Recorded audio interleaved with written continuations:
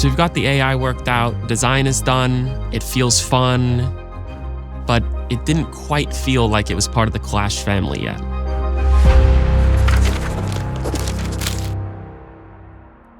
The wall targeting was solved, but that was just the first problem. Every troop in Clash has a role, a reason to exist, a place in the meta. Looking at troops in these two different moments, like, has its own role, it's clear, and one that doesn't. They're still like figuring out what we do with this.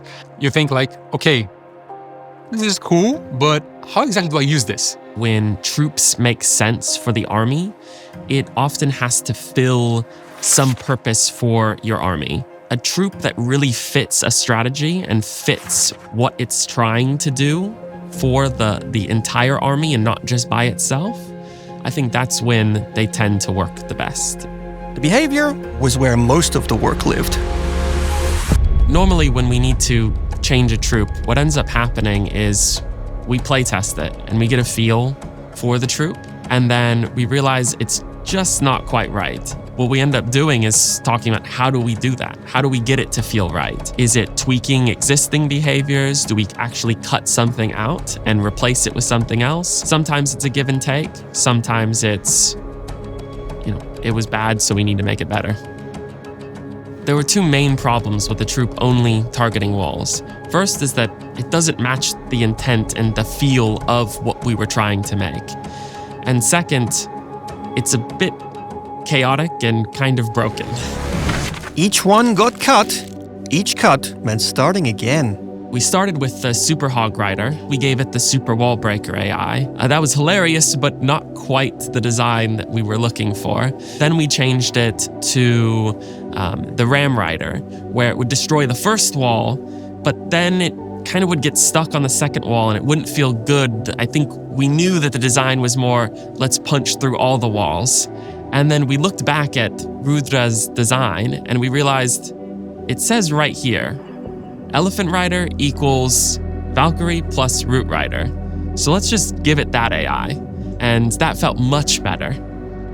And then there was balance. When we're doing balancing in the game, I think the most important thing that we try to do is, this is gonna sound a bit silly, I'm sorry, but the game is balanced. We don't want like a single army or a single troop to stand out and just like dominate. When a troop breaks the balance in the game, it's pretty easy to tell.